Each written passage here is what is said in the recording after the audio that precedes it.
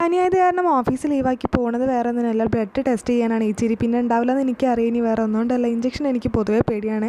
അഗ്ഗുവിന് delivery കഴിഞ്ഞതിന് ശേഷമാണ് കുറച്ചെങ്കിലും ഇഞ്ചക്ഷനുള്ളൊരു പേടി മാറിക്കിട്ടി കേട്ടോ. അതിനുശേഷം നമ്മൾ ഫുഡ് കഴിച്ചതിന് ശേഷം സൂപ്പർ മാർക്കറ്റിലേക്ക് പോയി. സാധാരണ ബുധനാഴ്ച കേട്ടോ നമ്മൾ പച്ചക്കറി വാങ്ങിക്കാറ്. ഇത്തെ പനീൻ്റെ സ്ഥിതി പറയേണ്ട, നന്നായി കിടന്നുറങ്ങാനാണ് തോന്നുന്നത്. പക്ഷേ ഇതൊക്കെ വാങ്ങിച്ചിട്ടില്ലേ നമുക്ക് പോകാനായിട്ട് പറ്റുള്ളൂ.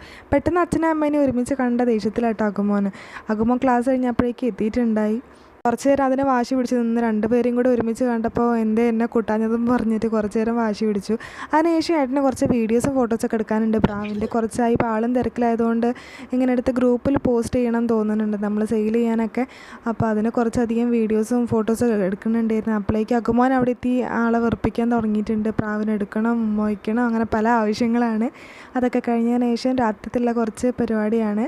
അത്തേക്കുള്ള ഉപ്പേരിക്ക് അരിഞ്ഞിരിക്കാന്ന് വെച്ചപ്പോൾ അഗ്ഗുമോൻ അവിടെ എത്തിയിട്ടുണ്ട്. അങ്ങനെ അതും തേങ്ങയൊക്കെ ആക്കിയതിന് ശേഷം നമ്മളതൊക്കെ ഫ്രിഡ്ജിലെടുത്ത് വെച്ചു. നെക്സ്റ്റ് വീഡിയോ വരുന്നതായിരിക്കും. ബൈ.